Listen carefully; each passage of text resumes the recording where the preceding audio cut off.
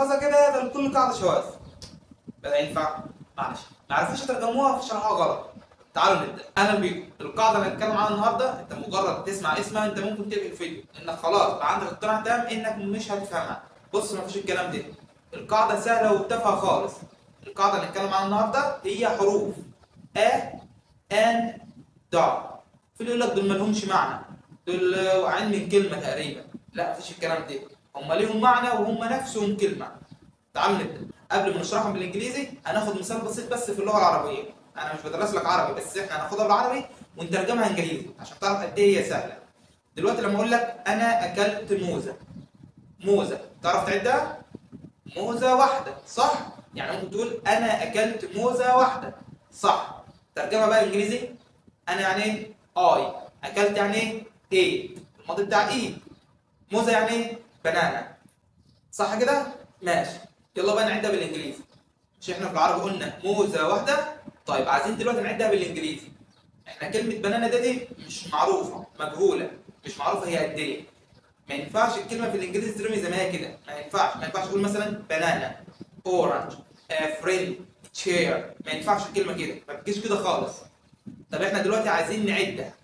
طيب احنا في العربي قلنا موزه واحده، الموزه عددها واحد صح؟ طيب ايه بقى بيساوي ده في الانجليزي؟ بيساويه حرف الآ. آ ديتي معناها العدد واحد، عدد الشيء ده واحد. طيب احنا نقول بنانا آ زي ما قلنا في العربي موزة واحدة؟ لا، احنا الآ ديتي هتيجي قبل الكلمة فنقول آ بنانا، يعني موزة واحدة عددها واحد. يعني الجملة بتاعتنا I ate a banana، أنا أكلت موزة واحدة عددها واحد. تمام كده؟ طيب ناخد مثال كمان. قول مثلا أنا اشتريت عربية.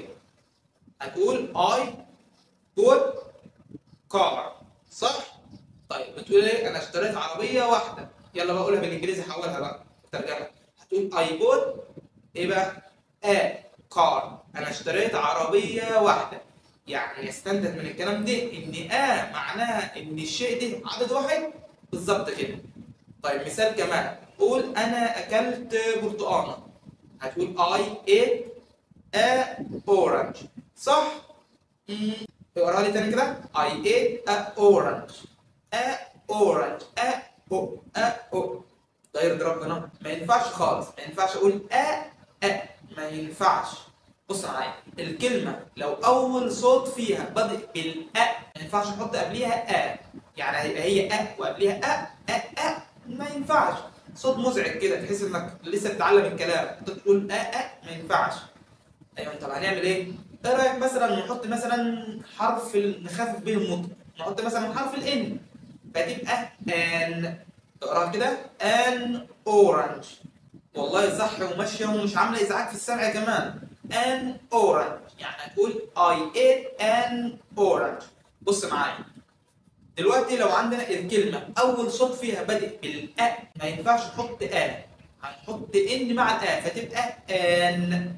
ثواني بس، أنت عايز تقول لنا إن الكلمة لو بادئة بالأ نحط قبليها أن؟ بالظبط كده. مثال كمان، لو عايز أقول بيضة واحدة، بيضة يعني إج، هنقول ولا آن؟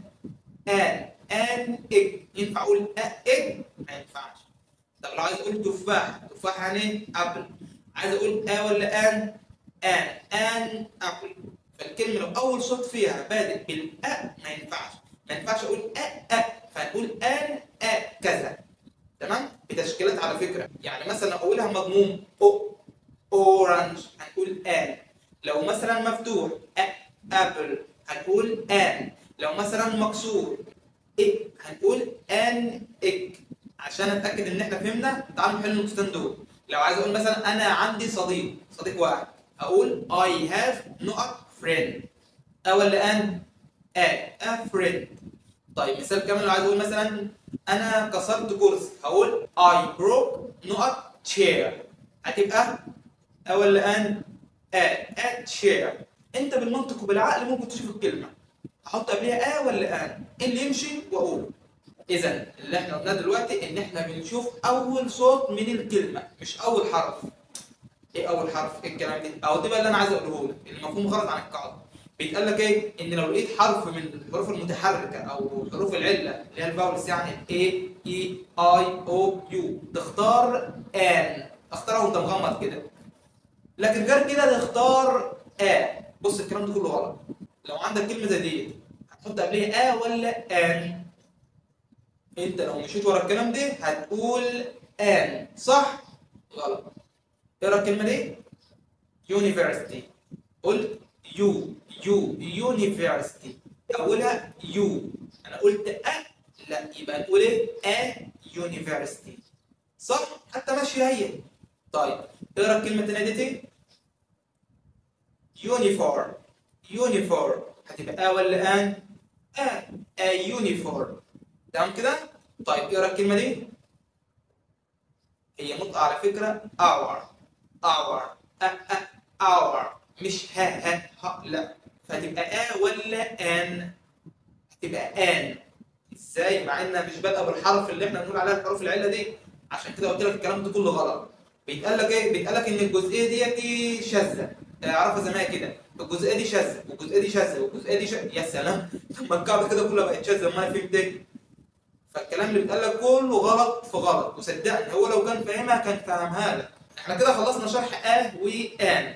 بيقول لك بقى ان هي بتيجي مع المفرد، مع الشيء المتكرر، مع الحاجه النكره. مفرد يعني ما ينفعش اقول لك انا اكلت برتقان واحده، لا ينفع، ما ينفعش. يعني انا دلوقتي لو قلت لك مثلا اورنج واورنجز، وقلت لك هنحط فين ان، نحطها فين؟ ان اورنج، صح؟ برتقانه واحده، ما ينفعش اقول ان اورنجز.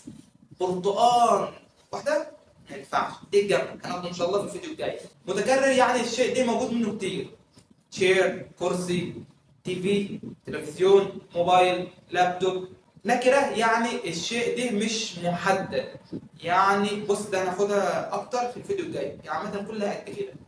طيب دلوقتي هنخش على دا اللي هي الالف واللام. بيقول لك ان هي بتيجي مع الحاجه المعروفه، بتيجي مع الشيء اللي مش موجود منه تاني.